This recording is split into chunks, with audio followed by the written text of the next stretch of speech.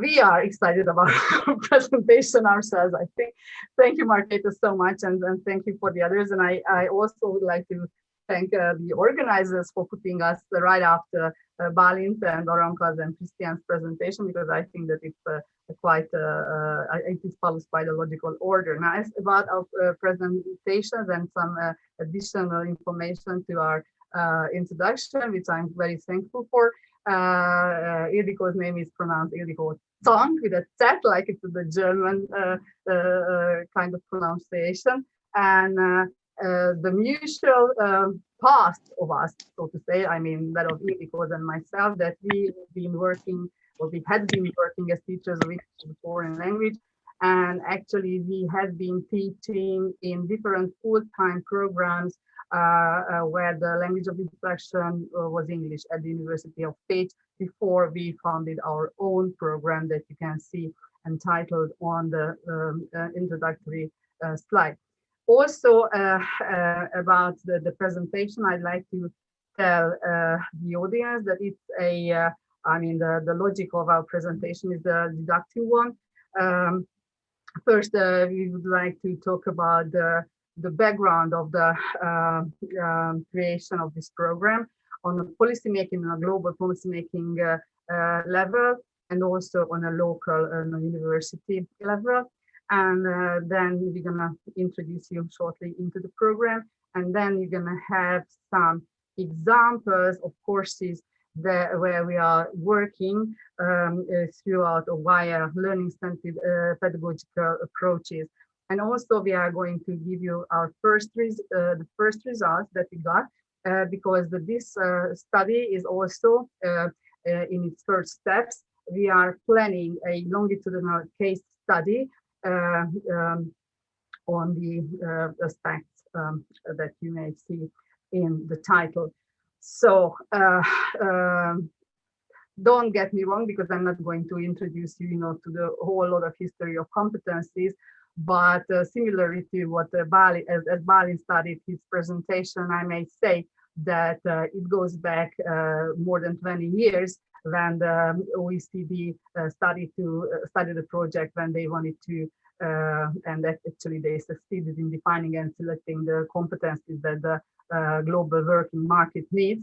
And actually, if you look at the three different dimensions of the conclusions of this long-term project, then we may say that one of the main goals is that future employees will be able to function in heterogeneous groups, and they will be able to act autonomously, also through using tools interactively. Now, at the time of the pandemic, I think these three dimensions became pretty relevant or stay really relevant.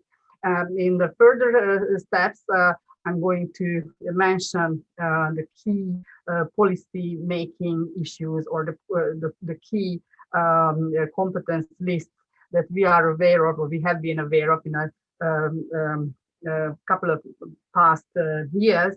Actually, the years right before we started to realize this program. And like within this slide, a lot of you know it very well, and I'm not going to detail all these competencies.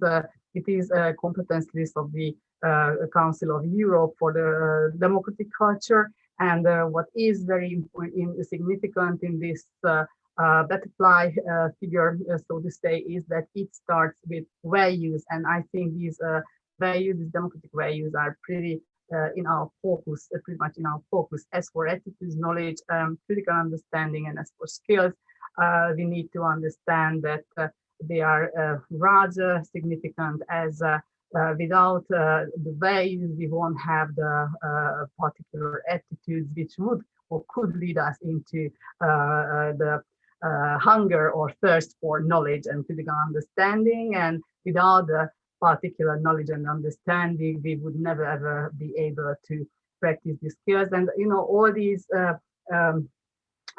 aspects of the competencies would go in a circle, in a round, similarly to the logic of our presentation and our aims. I mean, the whole idea of research and development and training and practice, and then research and then development and then training and practice is behind the concept of this representation and our professional way of thinking. Also, a Council of Europe related, I mean, one of the last institute teacher training, the summer universities targeted outcomes for teacher education. You may read for yourselves or from the slide. You can see that these issues are valued, and these are the ones that are focused. Actually, we are trying to concentrate on them while carrying out our own program that we are talking about. Another framework that we find to be very, very important is the global competence framework of the OECD, as reported in 2018 by the PISA, because this is the first one where the inclusive aspect is being emphasized, and you can see the whole similar logic in this very figure. Values, attitudes, skills, and knowledge as sub-markers or subcategories of global competencies. I'm not going to read out every single sentence or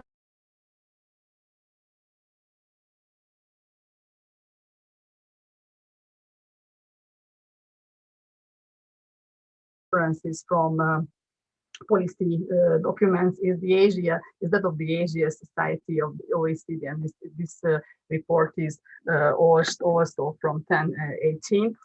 We thought that this is an important marker for us because our students, and we knew it, we had known it before we started the program, that due to the tendencies of foreign students at the University of Pécs and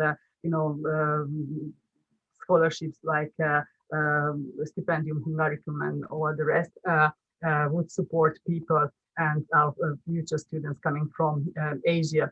And that's why we consider this policy document as a significant one as well. And for us, it's very, very important that on purpose, we were dealing with a bachelor degree and not a master's at first, and not a PhD degree, because the whole program was born due to global social changes, the migration waves, and we are pretty much considered that actually actors are needed on the field who would be dealing with these issues. And those will be the ones with the bachelor degrees and not with the doctorates. And I'm not going to be offending to anyone, I think, with this. It's just quite a practical remark. Also, here in this slide, you see now the volume that Balint has referred to himself as well. I'm not going to get into the details. And when we talk about inclusive excellence, and then I will get back to this later on throughout the presentation, that in the very last pages of this volume, the authors detailed the markers of inclusive excellence, and actually the inclusive environment. I mean, as for the aspects you may also read out for yourselves from this slide, is just one of the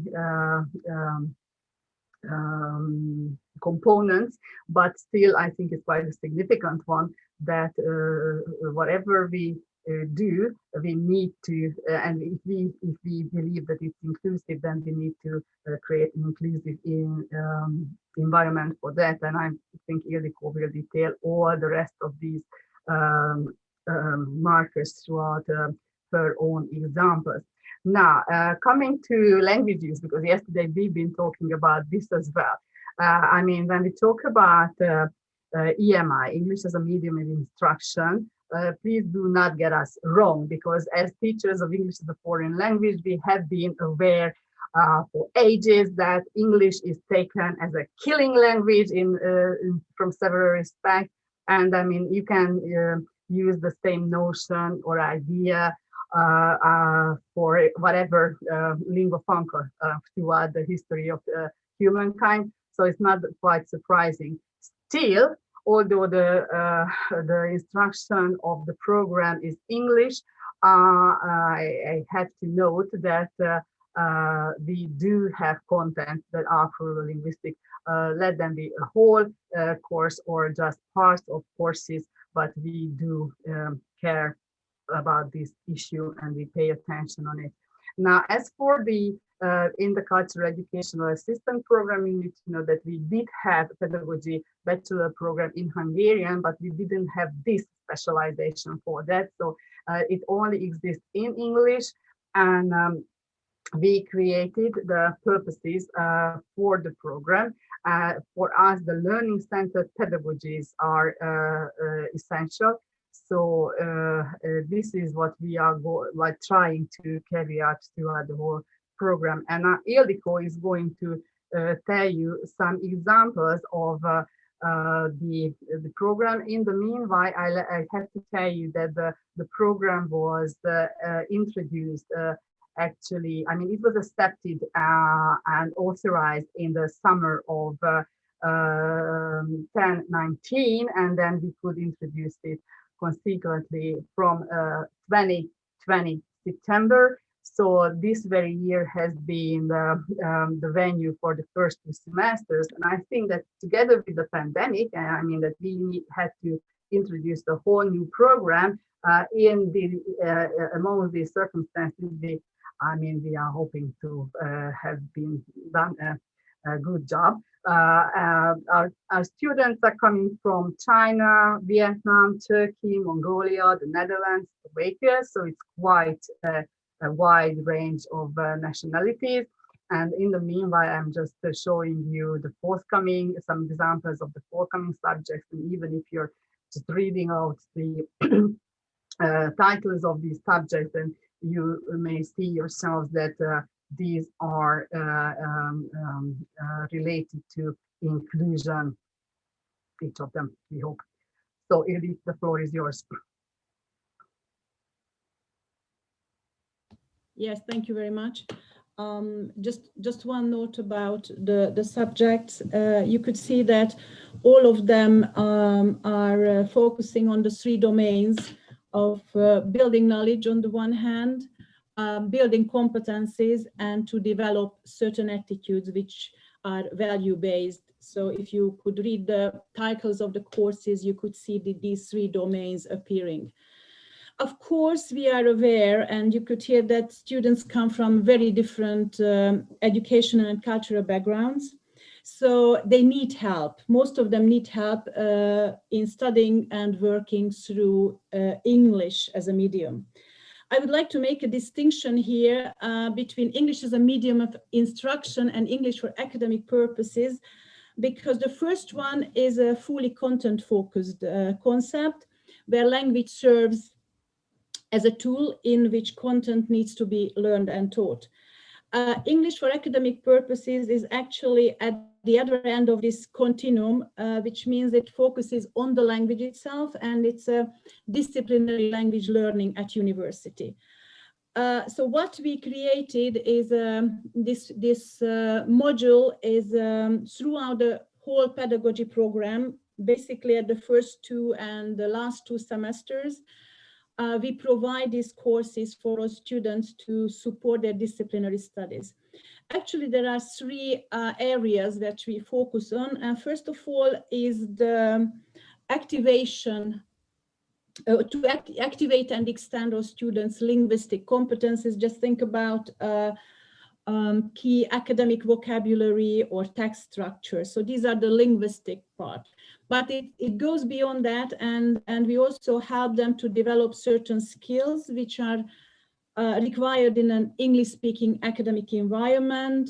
Think about writing academic texts, papers, giving presentations, note-taking in lectures, etc. The last one here is probably the broadest, and it's quite important that we increase their confidence in using written and spoken English in professional situations during their studies, conferences, workshops, and later in their jobs. So we offer the following 4 courses, EAP courses during the program. And I'm going to talk about in detail about the second one, listening and speaking competencies in educational discourses. Next slide, please. Yes, because I'm using this course as an example to show how discussion may be used as a framework in a culturally diverse classroom to promote critical conversation, to facilitate cooperative learning and also reflective practice. I must say that our students from the BA program were joined by Erasmus exchange programs in this course. So there was even a bigger variety because we had students from Jordan, Portugal, Pakistan, Russia also who joined this group. So it was even a bigger diversity.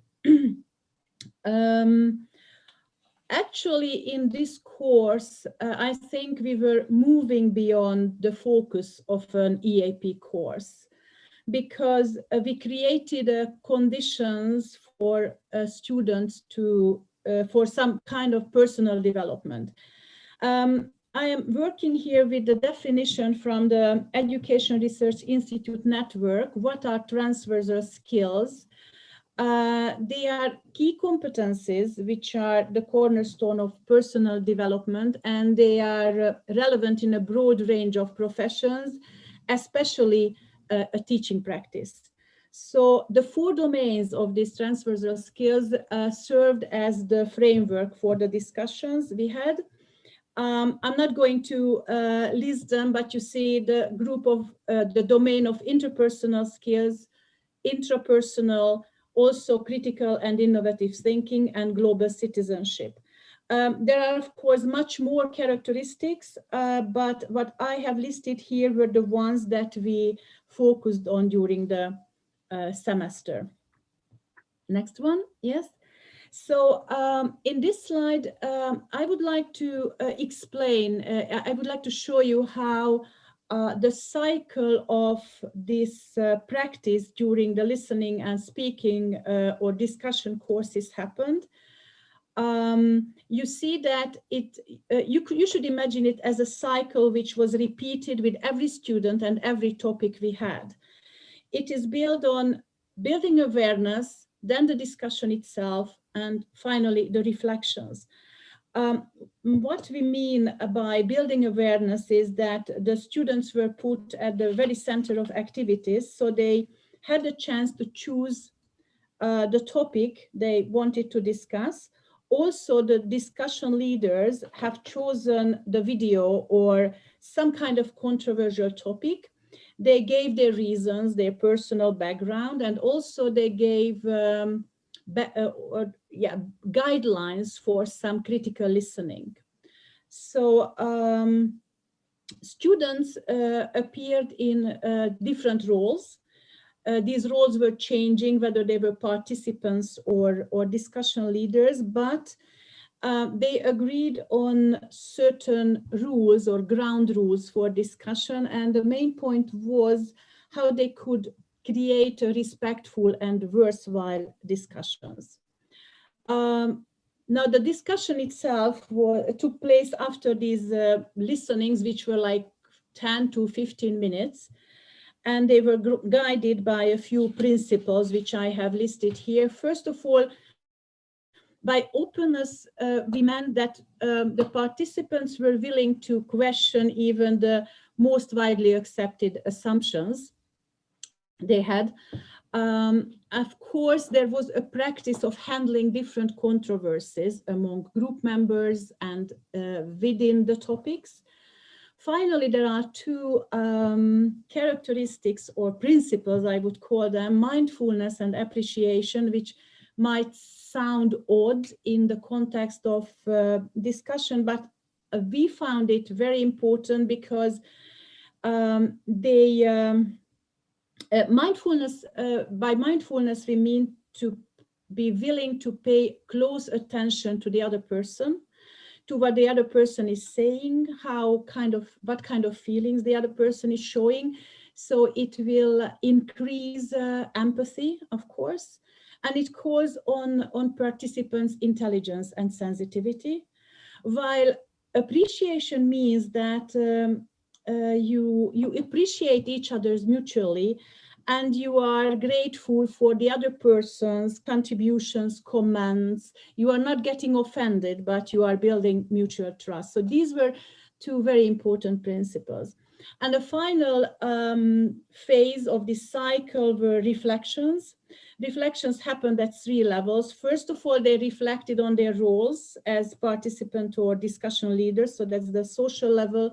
There is an emotional level, talking about the feelings that they discovered in themselves during the discussion. And finally, of course, there's a cognitive level, because they could tell what they learned about the topic, what new aspects they discovered. And one more slide.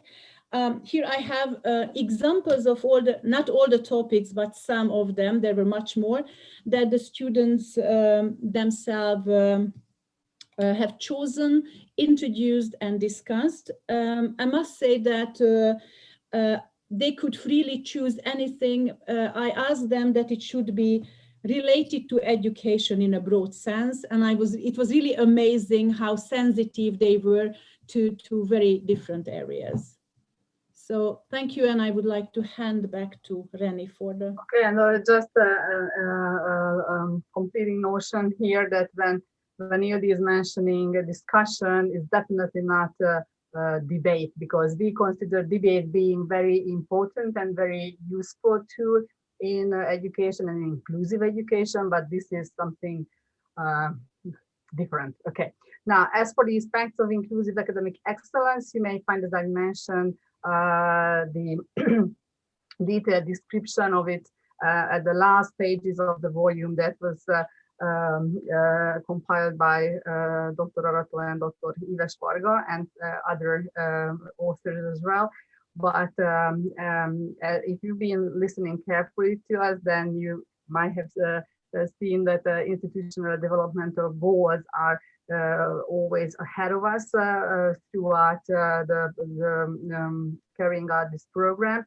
And actually, here we have 3 phase parts: the input part, the process part, and the output part. And of course, as for us, the equal opportunity and equity input is the program itself should be criteria based. We hope that we can justify that it fits these characters. And now we are going to show the conditions about this system operation in the very forthcoming slide. And as for the output, it's further ahead of us. So as for the changes of expectations and motivation in an inclusive environment, what we did was that at the very beginning, when the first 3-year students of this program started their education, we asked them about their expectations and motivations. And also at the end of the second semester, we asked them about the same issues, and we asked if these notions of theirs have changed at all. Actually, we put whatever they wrote in, we interpreted them, the replies as codes. And after the interpretation of codes, we put the codes into categories, and these are the categories that we gained. You need to know, as I mentioned, that it is a very small group of students. It's a dozen of students. So qualitativeness can be seen in a way that it's a small group, but within the small group, every representative's opinions are reflected on. And I don't know if I have time to highlight on the differences between the starting and the closing aspects of the students or the responses of the students.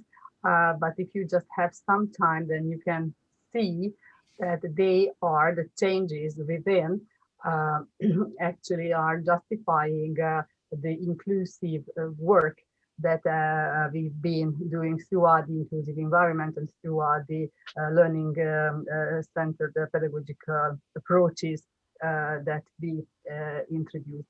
Actually, what I would like to highlight on is that even via online learning, we could justify these features.